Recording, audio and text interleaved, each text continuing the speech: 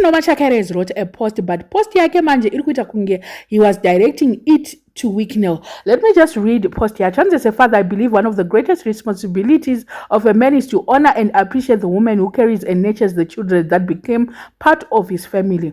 In doing so, respect for a family becomes a true reflection of one's character, maturity, and values. As Minister of Youth, I wish to encourage our young citizens to embrace a culture of respect, dignity, and restraint, particularly in moments of disagreement or personal conflict. True leadership is not demonstrated through intimidation, abuse of authority, or the misuse of influence against others, especially women and the elderly. No grievance, misunderstanding, or separation should ever justify the use of power, money, or office to suppress, intimidate, or humiliate another family. Our children learn more from our conduct than from our words, and I want mine to inherit a legacy founded on respect, integrity, peace, and humanity. Peace begins with me, peace begins with you, peace begins with all of us.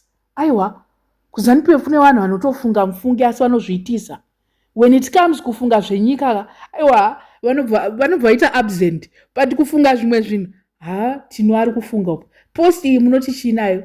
VekuZANU-PF chaivo vari kudai so, vari kutotaura, hapana zvapo zita sezvamanyatsonzwa kuti, but ndiani umwe angataurwe. Nhasi date riri kuti chi 22, nhasi ni 22 here, 22 May nhasi. Nyaya dziri kuitika ndedzipi dzingaita kuti tinoanyore murabaraba weso? Zvingaite in connection nepost yake, angangoti from nowhere, ongoti rega ndingonyora. I said it in the morning, kana manyatsonjinzwa ndati not everyone loves Wicknell kuZANU-PF and not everyone supports what he did. Hapana, like vanhu vamwe vanenge vachitoti izvi kunoitwa neuyu hatizvarire. Vakawanda kuZANU-PF vanotodisagree naye nezvaanoita. Anotoriwo nema-enemies kuZANU-PF and tino ari kunyatsopruvha, ari kunyatsouya panapa kuti pepeka, aiwa kubhaisa kwaita pepe. Hapana munhu anofanira kumisuse power nemari yake kuti ini ndine mari saka ndofanira kudai so. No one should intimidate, abuse authority as well, or misuse of influence against others, especially women and elderly. Kutoratidza kuti ari kutotika munhu uyu hauna respect mheni nevakadzi, hauna respect nevanhu vakuru iwe. Muri kuona manje kuri kuenda nyaya yacho kuti abata zvese. Tino piwa kokora pauri papo ndozoya nchibhadhara, because apa aiwa wapedza masports, akangozviona izvika anenge akuvenga Tino. Munhu chete ari kusapota Wicknell panyaya iyi ndevanhu vakapiwa mota. Kana ivo vakapiwa mota, I'm sure not all of them vanosapota zvimwe zvinoitwa naWicknell. Ko motikari ungatadze zvako kudai kutambira motikari, ungatadze zvako kuti motikari yaupiwa mahara, but trust me, hapana munhu wandaona ari kuti munhu okay, ndinganyepe, taurai kandishaya ati I'm going to stand with the men. Ndorimwewo riya. But as far as I know, vamwe vanhu vanonyatsoti ombichana dzinonyatsotora magetsi mushi vari kunyatsosapota kuti izvaitwe zvazvinoonaka zvakanaka, hazvinaumira zvakanaka.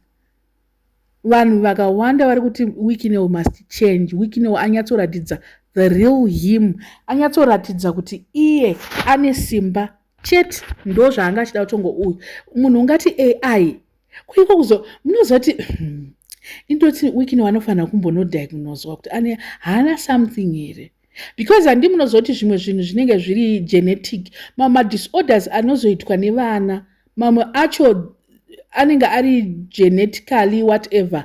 I don't want andisikuda alright, okay, rega ndiregere kuenda kwandanda kuda kuenda, but anyway, vanoziva vane dzinonyatsoti ombichana, and which I know kuti mese panapa mune dzinodhonza, ndozviziya kuti panapa munhu wese akasubscribe panapa ndoziva kuti mune dzinodhonza, but kwananda kuda kuenda ndofunga mango kuziva chete kuti ndekupi.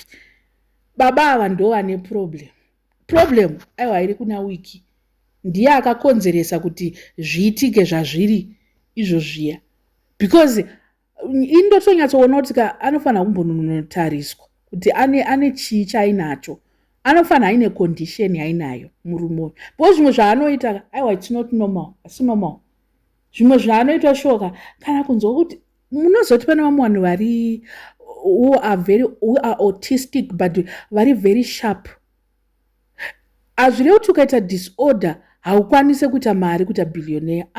Unotogona kuita disorder but uine zvaunenge uinazvo.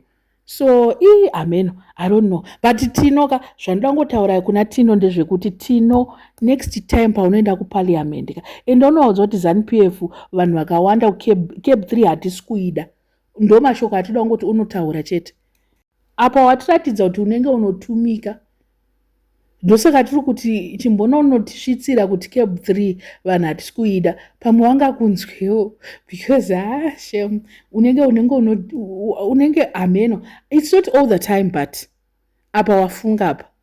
It's not all the time that we agree with you but I think 3/4 tatoona kuti unenge une I don't know what you guys think. Let me know. Ugona this week ndaitomushora Tino ndakataura nyaya zvechiki but I still remember ndakatoita video yaTino zvinhu zvacho paanotadza tinongotaura kuti atadza paasinawo tinopururudza aiwa paagona despite kuti ZANU-PF with a passion but apa paagonawo apa tomuomberera maoko.